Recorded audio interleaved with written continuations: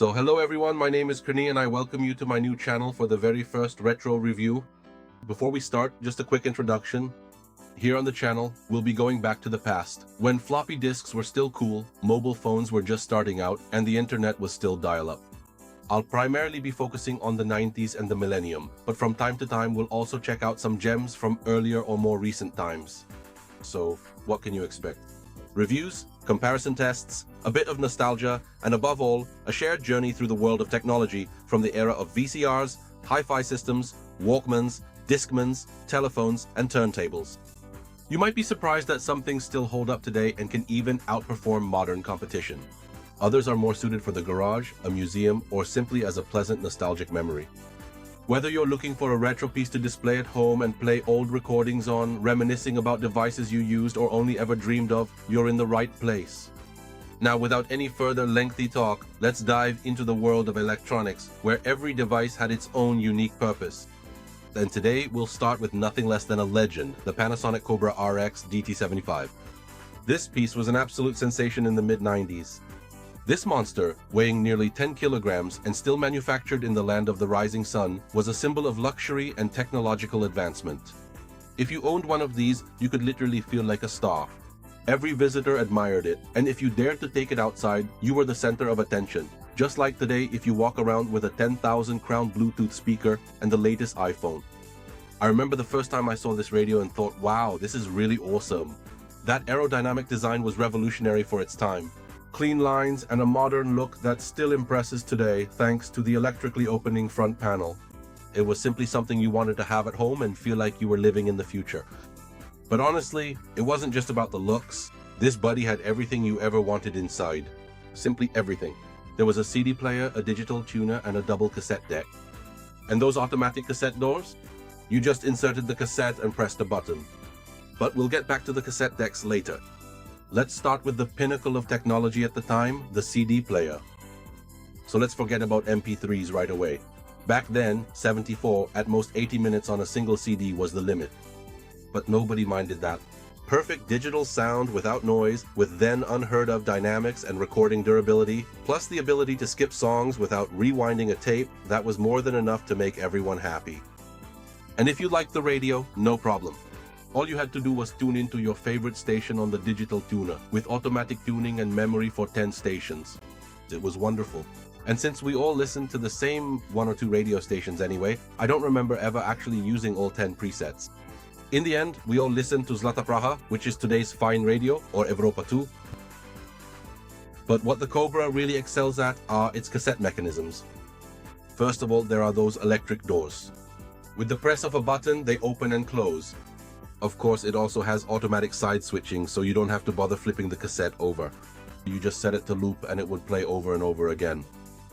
Another feature was skipping to the next track. You can set it to fast forward the tape by 1 to 9 songs, both forward and backward. Plus, the display shows you how many songs are left to skip. All you have to do is press play and then fast forward. By clicking the fast forward button, you set how many tracks you want to skip. There has to be a pause between them. For those of us who recorded from the radio, it wasn't really useful, but on original cassettes or copies from CDs, it works great. And there's one more cool feature, automatic recording from a CD. And it's almost unbelievably simple. With the press of a single button, the display shows you the recording length on the CD. You insert a cassette with enough length and press Auto Record CD. The Cobra will automatically rewind the cassette to the beginning, play the cassette for 10 seconds to wind past the part of the tape that can't be recorded on, and then start the CD. And now for the best part. As soon as the cassette reaches the end, the song that didn't fit will be recorded from the beginning on the other side. And all this was possible in 1995. Unbelievable. It also includes the option for very fast rewinding and supports all types of cassettes, meaning type 1 and 2, which most of us used, and then type 4, metal. That one was really for demanding users. Those cassettes cost more than 100 crowns as far as I remember. Dolby noise reduction is probably unnecessary to mention. And now the main thing, what about the sound? Honestly, it's a treat. 3-way stereo, balanced sound that's not too bass heavy, and the equalizer has 4 preset options to choose from. You've got heavy, clear, soft, and vocal. Besides that, of course, you can manually adjust the bass level. You also have the option to completely disable the equalizer. But what really makes the Cobra usable even today is the input for external devices. Back then, it was intended for connecting a turntable, which for us teenagers at the time was a prehistoric thing, and in the end, vinyl records outlasted CDs, something nobody back then would have bet a single crown on. In any case, thanks to the input, you can connect a Bluetooth adapter, and suddenly your Cobra becomes a Bluetooth speaker with sound that puts most of today's speakers to shame, and it's unique. And if you buy 10 LR20 batteries, the biggest ones, plus 4 AA batteries, if you want the display to work and not lose your settings and station memory, you can even take it out on the streets. And you can control all of this with a remote control, and it really works for everything. But just so I'm not only praising it, nothing is perfect, and the Cobra is no exception. It's big and heavy by today's standards. If you load it up with batteries, it really weighs about 10 kilos. On top of that, the battery life is only about 10 to 20 hours depending on whether you're using the CD or the cassette. The radio will play a bit longer, so operating it is uneconomical these days. Also, the controls next to the display aren't exactly intuitive and reflect the era in which it was made. But once you get the hang of it, you'll find that it does have its own logic. And then there's the volume. No, it definitely doesn't play quietly, but if you buy, for example, a JBL speaker for around 10,000 crowns, it simply plays louder. Plus, compared to the Panasonic, it's 4 or 5 times smaller, at least. Also, there's not as much focus on the bass component of the sound. That sounds good, it has bass, but it's not an overly bass-heavy sound. So, if you really like a lot of bass, I think you'll be a bit disappointed here. Another issue is the susceptibility of the speaker membranes to direct sunlight. Don't leave the Cobra out in the sun, always keep it in the shade, otherwise the speakers will get damaged and you'll have a very hard time finding replacements.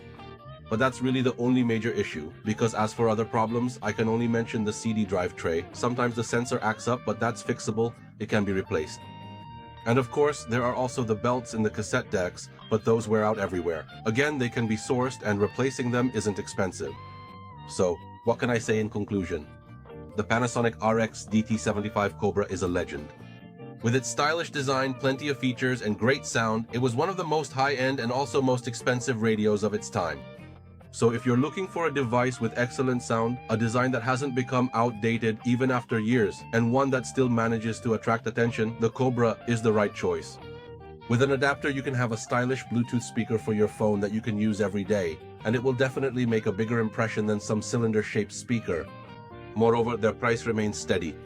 The ugly ones start at around 3,000, and the nicest ones can be found for about 6,000 or 7,000. So it's definitely an interesting investment for the future.